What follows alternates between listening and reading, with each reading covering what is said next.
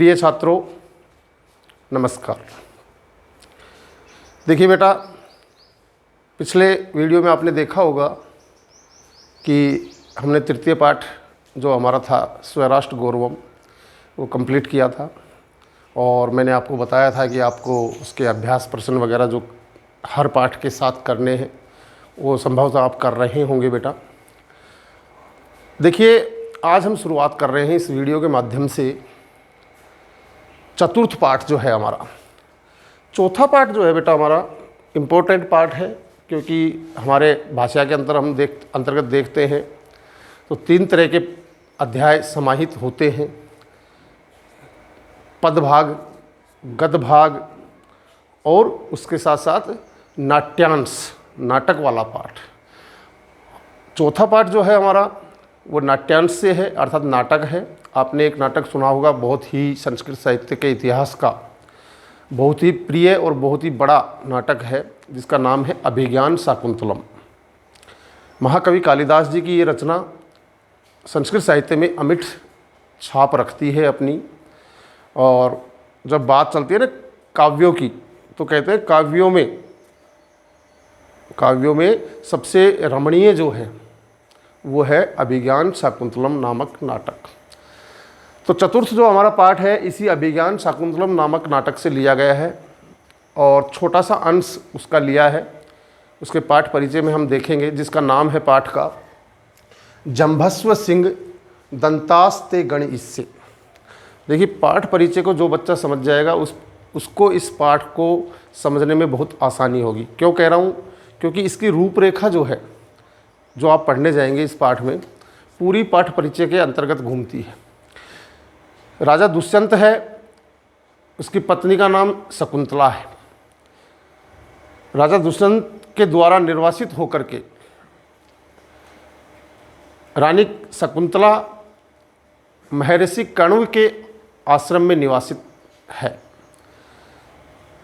वहाँ पर उन्हें एक पुत्र प्राप्ति होती है और उस पुत्र के साथ वो ऋषि कण्व के आश्रम में जीवन यापन कर रही है। देखिए बेटा, एक बार पाठ परिचय में देख लीजिए। ये वो बच्चा जो है, दुष्यंत का बच्चा है, ये एक सिंह का जो बच्चा है, शेरनी का जो बच्चा है, अर्थात शेरनी का बच्चा जो है शेर, उससे खेल रहा है आश्रम में। और उसको कह रहा है, छोटा बच्चा जब खेल रहा है तो उसको क्या कह रहा है, किसको? शेर के बच्चे को, कि जंभस्व, जंभस्व कहते हैं मुख को। किसको कहेंगे बेटा? मुख को। कि हे सिंह, हे शेर, जंभस्व अर्थात मुख खोलो। हे शेर, मुख को खोलो। क्यों? दंतास्ते, दंता प्लस्ते अर्थात तुम्हारे दंता यानी दांतों को, गण ईस्य है, गण ईस्य यानी गिनूंगा। देखिए बच्चे की हिमाकत, एक शेर के बच्चे को कह रहा है कि हे शेर, हे सिंह, अपने मुख को खोलो, मैं तुम्हारे दांतों को गिनूंगा। तो इसी के अंतर्गत उस बच्चे की बात को लेकर के ही ये पाठ लिखा गया है। तो देखिए परिचय में, अभिज्ञान शाकुंतलम न केवलम महाकवि कालिदासस्य है एव अपितु संस्कृत साहित्यस्य अपि सर्वश्रेष्ठा रचना अस्ति। बहुत आसान लाइन है कि अभिज्ञान शाकुंतलम ना केवल महाकवि कालिदास की ही अपितु बल्कि संस्कृत साहित्य की भी सबसे सर्वश्रेष्ठ, सबसे सुंदर रचना है। इसी को लेकर एक लाइन लिखी गई है, संस्कृत भाषा में आती है कि काव्येषु नाटकम रम्यते। जब काव्यों में हम बात करते हैं तो सबसे अच्छा होता है नाटक। नाटक को पढ़ने में बड़ा आनंद आता है। काव्येषु नाटक जब देखो या पढ़ो लिखो, उस सब में ही मन प्रफुल्लित होता है कि काव्यों में नाटक रमणीय होते हैं।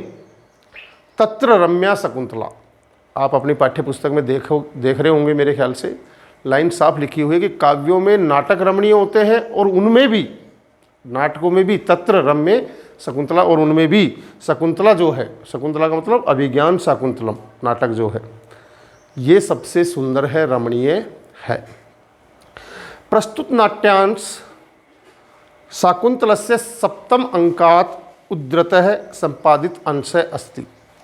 प्रसंग के लिए सबसे बेहतरीन लाइन है ये कि प्रस्तुत नाट्यांश, अर्थात जो हमारे पास नाट्यांश हमें प्रस्तुत हुआ है, शाकुंतलस्य सप्तम अंकात, अभिज्ञान शाकुंतलम के 7वें अंक से, ये पाठ के अंदर जो है, अभिज्ञान शाकुंतलम तो बहुत बड़ा हमारा जो है नाटक है, लेकिन उसके 7वें अंक से, सप्तम अंकात 7वें अंक से उद्धृत लेकर के संपादित लिखा गया अंश है।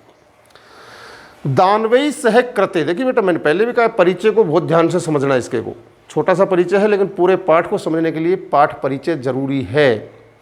दानवई सह कृते, दानवई राक्षसों के द्वारा, कृते राक्षसों के साथ, कृते करते हुए, युद्धे इंद्रस्य विजय अनंतरम इंद्रपुरी अमरावतीत प्रत्यागच्छन् राजा दुष्यंत मार्गे महर्षि मारीचस्य आश्रम विश्रामम करोति, कि दानवों के साथ युद्ध करने के बाद, युद्ध करते हुए इंद्र की विजय के बाद,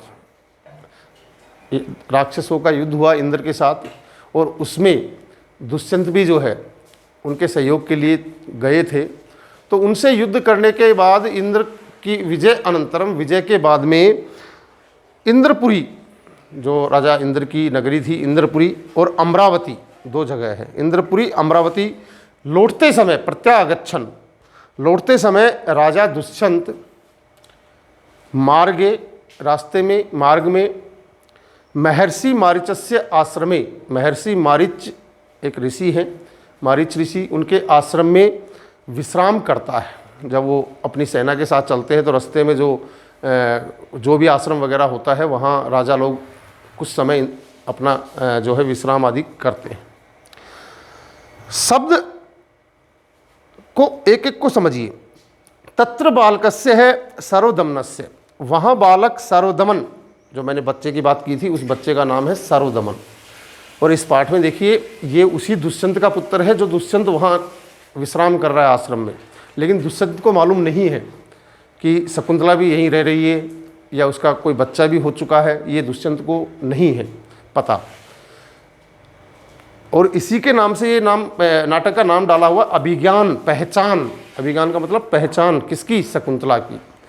तो वहाँ बालक सर्वदमन सिंह शिशु क्रीड़ाम व्यवहार चंचलताम च दृष्ट्वा तस्य मनसि बालकम प्रति स्वाभाविकम आकर्षणम उत्पन्नम भवति, कि वह बालक सर्वदमन की शेर के बच्चे के साथ खेलना और उसकी व्यवहार की चंचलता दृष्टवा देख करके, तस्य मनसि बालकम प्रति स्वाभाविकम, उसके मन में बालक के प्रति स्वाभाविक आकर्षण उत्पन्न होता है। शनै शनै वार्तालाप प्रसंगेन, धीरे धीरे बातचीत के प्रसंग से, वार्तालाप प्रसंगेन बातचीत करने से, तस्य विश्वास भवति, उसे विश्वास होता है, यत कि सर्वदमन तस्य पुत्र एव, सर्वदमन उसका ही पुत्र है। इत्थम कविना, इस प्रकार कवि के द्वारा अस्मिन दृश्य, इस दृश्य में बालकस्य चापल्यम, बालक की चंचलता, दुष्यंतस्य है च वात्सल्यम, और दुष्यंत की बच्चे के प्रति वात्सल्य भाव, प्रेम भाव अतीव मनमोहकतया वर्णितम अस्ति, अत्यधिक मनमोहक तरीके से वर्णन किया गया है। ये इसका पाठ परिचय है बेटा। आप समझ गए होंगे कि इंद्र के साथ युद्ध में शरीक होने के बाद जब वापस लौट रहे थे अमरावती होते हुए, तो मारीची का आश्रम पड़ता है, वहाँ एक बच्चा है उस आश्रम में खेल रहा है शेर का बच्चे के साथ, और अपने व्यवहार से, अपने कार्य से चंचलता दिखा रहा है। उसको देख करके राजा दुष्यंत जो है उस बच्चे को देखता है, और जब उसकी चंचलता आदि को देखता है तो वो उसके प्रति आकर्षित हो जाता है स्वाभाविक रूप से। और ये देख करके धीरे धीरे उस बच्चे से वो बातचीत करता है उस आश्रम में, क्योंकि ऋषि जो होते हैं उनकी तपस्विनी भी वहाँ होती हैं सेवा आदि करने के लिए। तो इस पाठ को, इस नाटक को जैसे जैसे आप पढ़ेंगे आपको समझ में आएगा कि किस तरह से अंत में जा कर के राजा दुष्यंत और सर्वदमन नामक जो बालक है आपस में एक दूसरे की पहचान करते हैं, पुत्र को पिता और पिता को पुत्र दोनों की पहचान होती है। इतना ही छोटा सा अंश ये 7वें अंक से लिया गया है, अभिज्ञान शाकुंतलम के 7वें अंक से संपादित किया गया है, लिया गया है। तो इस पाठ को, जिसका नाम है जम्भस्व सिंह दंतास्य गणिष्य से, तो अगर पढ़ना है, समझना है तो किताब जरूर साथ में रखेंगे। अगले वीडियो में हम इस पाठ को पढ़ेंगे। धन्यवाद।